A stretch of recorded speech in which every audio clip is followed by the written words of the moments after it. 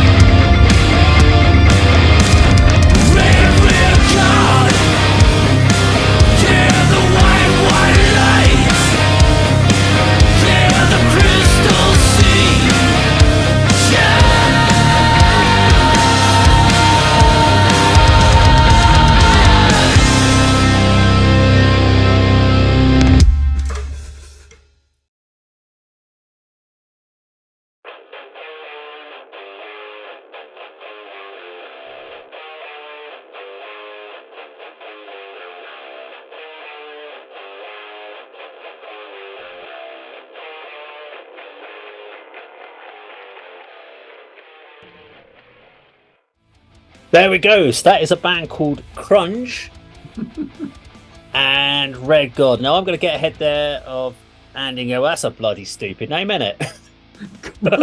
I'm glad it's Crunge, not Grunge, because that I would thought it even was be. Grunge. Well, I wasn't sure if it was a G or a C, to be honest, but yeah. Go on, carry on. Yeah, it's a stupid Explain. name. My guess is that I can't fit. Maybe because there's some grunge elements in the band. Maybe the C is meant to be some other element of music that we don't quite understand. Crunchy grunge. Or crunchy grunge, maybe. Yeah, maybe it's guitar crunch. Or maybe it's a case that they're just trying to pick up on misspelled search engines.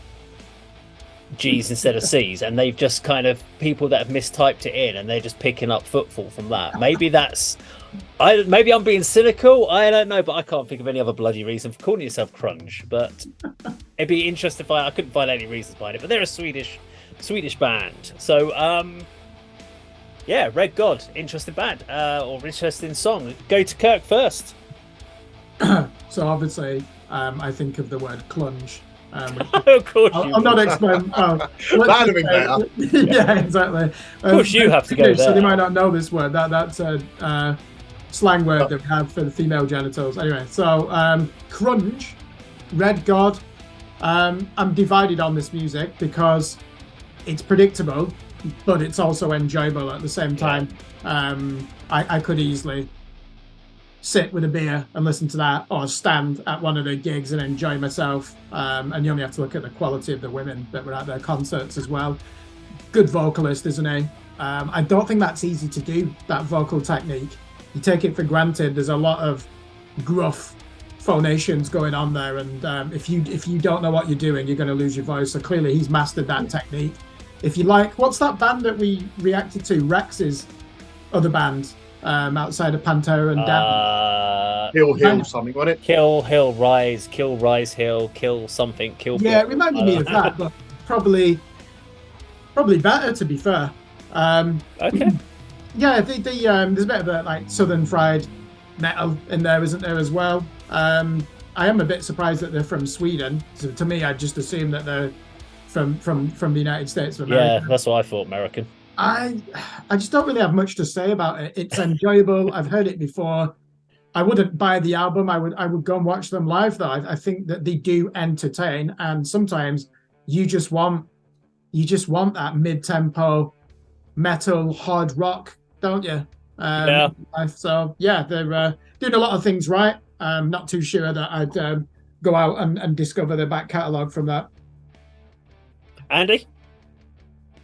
Yeah, echoing a lot of what Kirk said. You know, I've noted down sort of like that southern Nola crowbar down sort of sound from that sort of genre. I mean, great opening riff.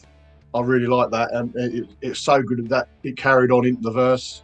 You know, that's not always the standard song structure. Usually there's an intro riff and there's a verse riff, but they carried that on. And the chorus one, I'll be humming all day. I thought that was really catchy. The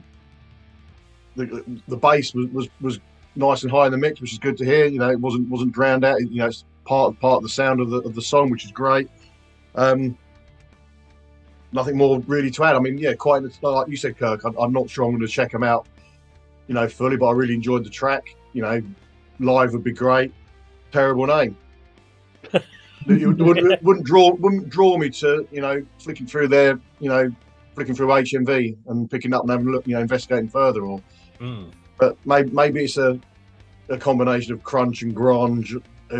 But clutch would have been better. Clutch and clunge. That when I was explaining clunch, any variation. Yeah. Okay. I enjoyed that. Yeah, it was good. So I'm sitting there trying to work my head around this at the moment, because I enjoyed the song as a whole. There was nothing bad about the song at all. All the elements, his voice was good. Loved the riffs. There's nothing special as far as like making you. There's no wow factor. That's the bit for me. So, you know, when we talk about going to Club 85 and you look at the bands that are on the bill, and there are bands that are like, wow, they're just like, they just blow you away, you're excited. And then there are bands that you're like, nah, okay. And then there's the solid band on the bill that you're like, they're good live, we should check them out. They're always good to have there because you know you're going to have a good night. That's what this would remind me of. They're a good band that you know are going to be quality every single time. Not quality enough that maybe you would want to buy constant albums and listen to it all the time. And I'm not saying they're bad in that sense. It's just the case that they haven't got that X factor. Yeah, a bit of Summer Cal there. Bit of X factor in there for me. They haven't got that thing that takes them away from being just a great live band. And that's what I'm going to guess, that they are probably a really solid live band. There was elements of like some of the song that if you put Hells, you'd have a bit of Planet Fatale in there, some of that riffing in there. They've got kind of cool southern rock. We call it southern rock. The Americans don't like us when we call them southern rock, but that is what we would refer to it as. There is the grunge element.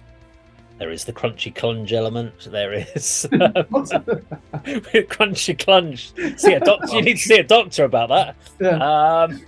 Yeah. No, it's a solid track. The question I have though is, would I? From listening to this, is there enough to make me go and buy an album? No. But it's probably enough to make me go and listen to a few more tracks on Spotify to decide if I'd want to buy an album. I'd imagine they're all, you know, that's their style. We're going to be very similar to that, yeah. I imagine. There's not going to be too much variation throughout an album. But downward picking, downward chugging. We enjoyed the... do you remember we reacted to that song? We liked the band Kariga from Sweden. Dave and I, we listened to those boys, great people. Now, we were unanimous in our praise there. Here, it's almost lukewarm praise. It's like, hey, this is good at what they do. But you're right, there's no wow factor. I wonder why we all reacted with great enthusiasm for that Kariga song and not for this one.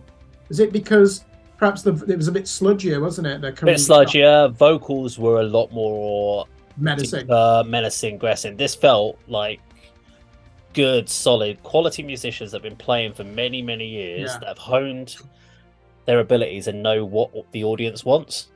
And they play safe song. They play it regularly. They go around the local clubs, the local bars. They play to 200 people, come out for a good night out. They're happy. They're not pushing for next level. They are local in that sense. Now, no, my luck, we'll find out that they just sold out like a 50,000 seat arena in their local hometown, and we're like, oh shit. Yeah, and we're like, have no clue about it. But that's what it sounds like on this one song. But what I could tell is from the guys is they knew their craft, and they've obviously been doing it a fair old chunk of time. So no, fair play to the guys. Well, that is Crunge and Red God. Now, if you like this video, please do like, share, and subscribe, and we'll see you on the video sometime very soon. Take care.